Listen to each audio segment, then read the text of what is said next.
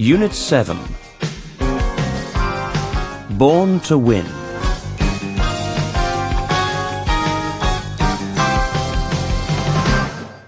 Exercise 15B, page 70.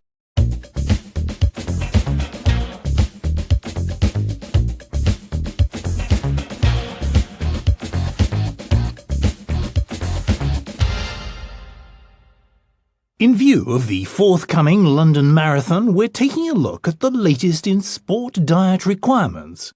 And who better to help us than best-selling author, TV presenter and advisor to the stars of the sporting world, sports dietitian Angela McLeod. Angela, 30,000 fun runners will be taking part in the marathon this year.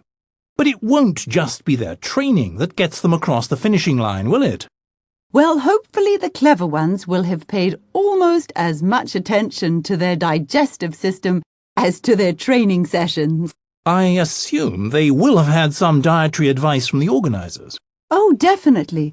But even if they haven't, it won't really matter, as long as they have followed a healthy, balanced diet. You see, nutritional advice for sports people actually differs very little from that given to ordinary people, which is basically to eat a balanced diet of carbohydrate, fat, and protein with plenty of fruit, vegetables, and fluids. The only difference being that sports people have to put greater emphasis on certain food groups, such as carbohydrates, so they may have to eat a lot of foodstuffs such as potatoes, grains, and sugars. These are processed by the body and stored in the muscles and liver as glycogen, which is used by the body as fuel during intense physical exercise. Generally speaking, if an athlete has eaten plenty of carbohydrates and trained well, he or she will have enough glycogen to power an hour of fairly intense exercise, such as running. But beyond that, their glycogen stores will begin to dwindle, and after 2 or 3 hours or so, they will be almost completely exhausted. This is what we in sporting circles call the wall. Ah, so that's the infamous wall. Can you tell our listeners a bit more about that, Angela? Well, temporary hypoglycemia, in other words, an abnormally low blood sugar level, is common after 2 or 3 hours exercise without consuming carbohydrate. In this state, you feel very fatigued and lightheaded. Your muscles feel heavy, and exercise seems very hard. The depletion of muscle and liver glycogen forces you to reduce exercise intensity or stop altogether.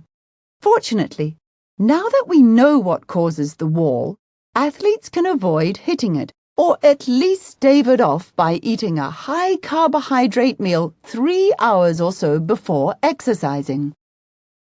I take it this knowledge wasn't available in the 60s and 70s when footballers routinely stopped off at a Greasy Spoon cafe for their pre-match fry-up. What astonishes me is how they found the energy to take the field on such a diet.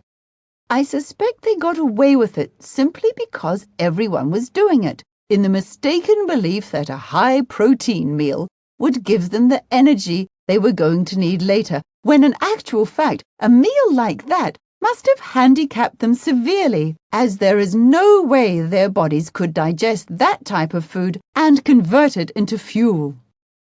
But isn't it still the case that bodybuilders consume a lot of red meat? Actually, I think that's where the confusion began.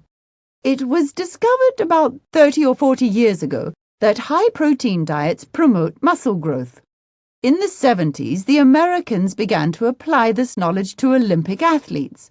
Nowadays, of course, research has taught us how to give athletes the fuel they need to perform well in their particular field. So you're saying that you can tailor a diet according to the athlete's needs?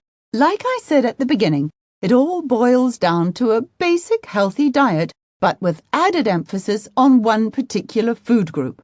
For instance, a middle to long distance runner will do better on a high carbohydrate diet, while a sprinter will rely more on protein. With my athletes, I use what I call a carbohydrate stacking system, because different types of carbohydrate are converted by the body into glycogen at different speeds. The stacking system ensures that by the time the first level of fuel has been used up, the second will be coming up. What are your views on food supplements and sports drinks, etc.? I'd say steer clear of them. For one thing, they have been implicated in positive drugs tests when taken by some top sportsmen, and for another, no highly trained athlete should need them. Better to take an all-round vitamin and mineral supplement, one that has a range of at least 20 vitamins, all at 100% of recommended daily intake, plus antioxidants. It won't necessarily make you run faster, but it will help counteract a build-up of free radicals caused by excessive exercise. And what are free radicals exactly? Basically, they're unstable atoms released as a result of heavy training.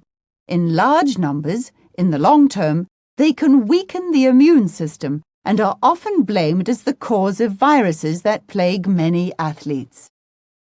You said earlier it's not only important what an athlete eats and drinks, but also when...